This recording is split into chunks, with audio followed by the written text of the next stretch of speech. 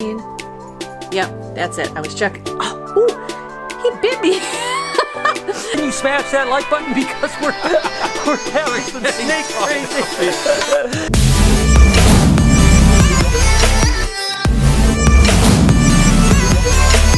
Just checking my rainbows really quick and getting my males back in with female. This leucistic here is breeding a few het leucistic females, and he's been breeding like a champ. So with any luck, later this year, we're gonna have a bunch of little babies. Look at how chunky these females are starting to get, and they're definitely a little angry as well. Anyways, welcome to the vlog. Today is gonna be an absolutely amazing day because I have my buddy Stuart coming in from Universal Rocks. He is literally doing the zoo for me. I cannot wait till this goes down. I've went through about 5 different renditions of what I'm going to do, and then he stepped in and said, Brian, let me take care of this. And he's the one that I visited down in Dallas that has the amazing place with naturalistic rocks and unbelievable place. So he is literally flown up here. He's going to spend the day with me today, and then we're going to figure out a strategy for him to actually finish the zoo for me, and it's going to be ridiculous. As a matter of fact, some of the things we've been talking about have been crazy on the phone, so I cannot wait till he gets here. He literally should be here any minute, and then we're going to have a great time talking about the zoo, and trust me, I'll bring you guys along on it. So I'm going to let these little guys get to breeding, and I'm going to wait for Stuart to show up. So Stuart finally showed up, of course, from Universal Rock, and I went down to his place in Dallas, and I was absolutely blown away. And he made the offer to actually come up and visit me. First off, thank you so much. My pleasure.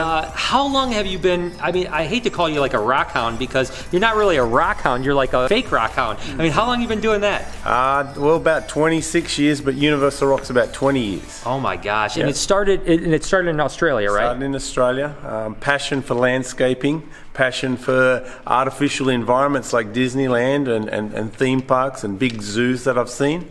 So that's why I'm here, you know, to try and make your little zoo here into something pretty special. We're going to introduce Stuart to a handful of animals, and you're an Aussie, so you know all about crocodilians, right? Well, I know a bit. I didn't down in Sydney. We didn't have too many of them, but Okay. This is fantastic. Have you ever met an alligator? Not personally. Not personally? Well, we're about to meet RJ. Let's see if RJ will come out and play. Okay. So. Oh my God, that's fantastic. So this is my guy RJ. Yep. And what do you think? You want to try to give it a go and get a picture? Oh, absolutely. All right. So RJ happened to jump back in the pond, so now we're going to get a little bit wet. But RJ, why are you being a hisser? You close that mouth, silly. You close that mouth. Okay, you ready? All right. You don't have to worry. It's completely fine. Oh my God, that's fantastic. Isn't it awesome? Yes, absolutely. So that's cool. RJ, look at he's posing and everything. Oh my gosh. Beautiful. We're definitely going to have to get a wanker shot for you on this one, right? Wanker shot. Yeah. That is cool. Isn't that awesome though? He's heavy though, right? He is. And if you guys don't know by now, if you haven't seen the part that I did on Universal Rock, I'll put a link in the description. But basically, he builds huge, cool rock things, like, you know, literally swimming pool, waterfalls, landscaping things. But these are made out of a material that's super light and lasts forever. Yeah, pretty much like a rhino liner. So Right. polyurea, which is almost indestructible. And then we use another structural foam on the back of that if needed. And no paint, so we don't use any paint. So great for you when you're with your reptiles. You can scrub them, clean them, power wash them. You're not going to hurt it. And I thought I was going to have to get in here and use like styrofoam and carve it and then grout it and do all kinds of stuff. And Stuart is going to save me a lot of headache and probably a lot of hours. And maybe he might save me a divorce because Lori probably get rid of me. So first off, what are you thinking? I mean, this is my space. Yep. I mean, do you have any ideas for me? Yeah, we've got to make it really like a destination. It's not to look like a zoo. It's to look like a habitat you've walked into, Right. and each of the animal is in their habitat they've come from. So if it means they're arboreal, we need trees. We need rock formations, but trees around it and vines and all the rest. If it comes from a desert, then we need some of our big boulders and rocks and hides and things like that. So, but at the same time, what I don't want to see is straight lines. So I want people to go, oh, what's over there? And you walk maybe under through a canopy of trees and around a rock face, and now you're looking at some chameleons or some turtles, or what you got, some alligators at the back here possibly. You got a bit of everything here, and I've got about 700-800 molds of things. The more time I spend with Stuart, the more time I get excited. I mean, he has the passion that I have for wildlife and animals and educating and all this other stuff. He has that same passion for creating these amazing naturalistic things, whether it be in your backyard or in a cage. I mean, it is so infectious to listen to his ideas and what he thinks. This has been a revolution to me. I mean, he's been here for less than an hour and already my mind is completely blown. While Brian is next door with the guys doing whatever they're doing, I'm over here getting some work done with Phoebe. Yeah, she helps me like most people do. But she keeps me company and that makes me happy. What I'm working on right now is I'm trying to get some more geckos up on the site. And there are some beautiful geckos here and there's just not enough time. But I'm gonna show you a couple of the ones that I'm just going to be putting up today. Here's one, especially, a bold snow, white and yellow. Another one that is really gorgeous. I'm surprised Brian hasn't marked it keep. I'm not going to let that happen because we don't need any more of these, but somebody's going to get a beautiful gecko. This guy here is a super hypo tangerine. Yep, that's it. I was checking. Oh, ooh, he bit me. All right, feisty one. It's not that bad, but can you see the beautiful coloring on this guy? He's super bright with that really beautiful carrot tail. He's got a little personality to him too, so yeah, check him out. I'll probably mark him Nippy on the side so you'll know. Nice. I think I might have got a little mark there. Now my question is that, you know, we have 700 or 800 options and we have, I don't know, we're going to have maybe 100 cages total with everything and so on like that. How do we go about this process and what do you think the best idea is to make this work? I thought, how about you come back to my facility? We got 50,000 square foot of facility back there. We've got all the machinery, all the equipment, all the space to make some cages, to make glass, acrylic, wood, foam cages. But better still, while we're back there, you can get your teeth into how you want those cages to look as well as with me. So gotcha. You know the animals better than I do. So you can say, well, this really needs more water, or this needs no water, and then we'll go through our molds and we'll choose accordingly for that. We're going to actually build them down there. How do we get them back here, and what do we do after that? We break a big window here, or we get guys to pull the window out. we bring them on a semi-trailer, all back in, because some of these are big, you know, like 10 foot long, 7 foot high, 6 foot wide. So if we make them in, they'll be able to come straight through the window. It'll be lighter than as if you did it out of cement and fiberglass and all the rest. And then we'll bring it in, put them in place, and we'll go, well, that looks great, but what are we going to do on the outside of that?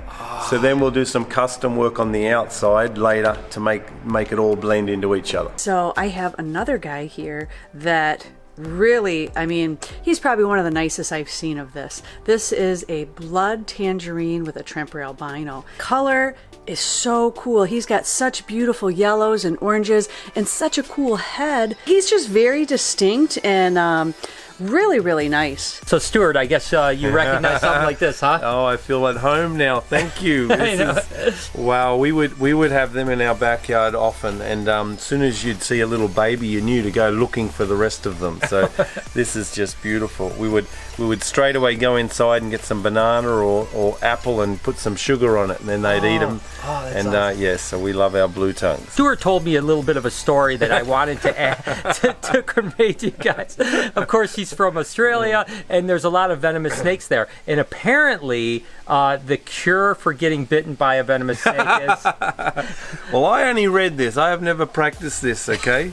So any of you snake guys out there that are holding venomous snakes, just try it and then tell him if it works, okay? Yeah, please. So the moment you get bitten, okay, your blood is pumping through your system like really quickly. Within seconds, it's through your whole body. Mm-hmm. Well, if you get some of your urine and you put it under your tongue,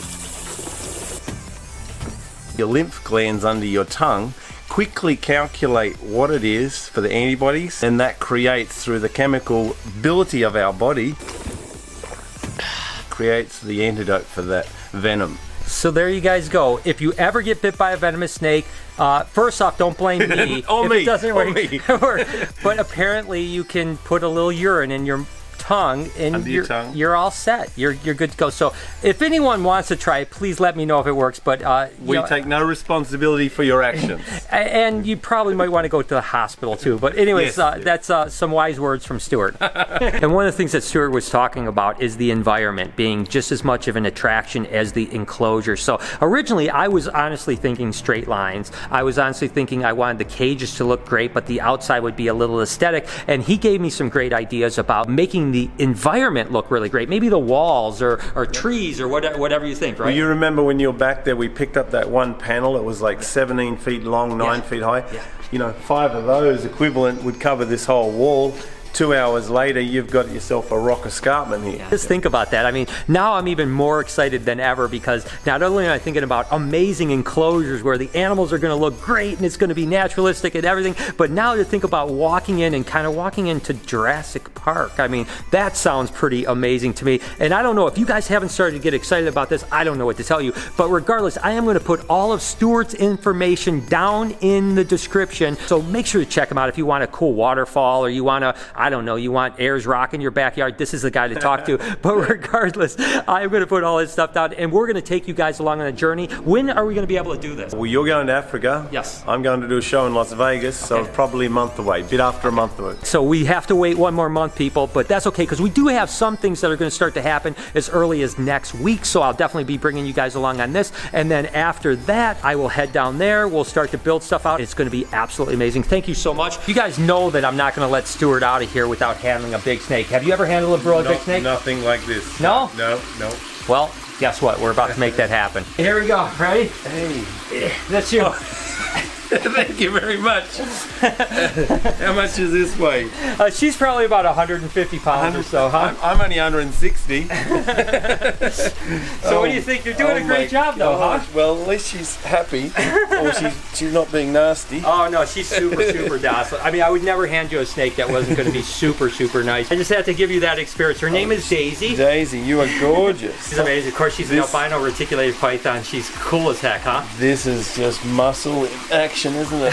Oh, yeah, we talked earlier about how strong a snake is. Now you kind of know, huh? And this girl is nice because she doesn't like run too much, you know? You can imagine a snake like this that's just like running constantly, trying to get in her way. It'd be tiring very quickly.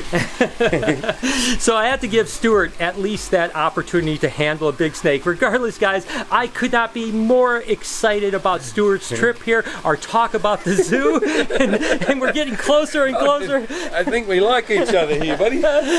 Please do me a favor. All his links will be in the description. Give him a follow. Definitely check out his stuff if you want some cool stuff. It is awesome, and you will definitely be seeing more of him when we go down to Texas. You guys have an absolutely amazing rest of the day. I love you guys so much. Can you do me a couple favors? Can you smash that like button because we're having some snake crazy? And can you also turn those post notifications on so you know when I upload a video, which is every day, 7 days a week at 9 o'clock in the morning Eastern Standard Time. Remember to be kind to someone today, and I promise, I think I'm going to see you tomorrow.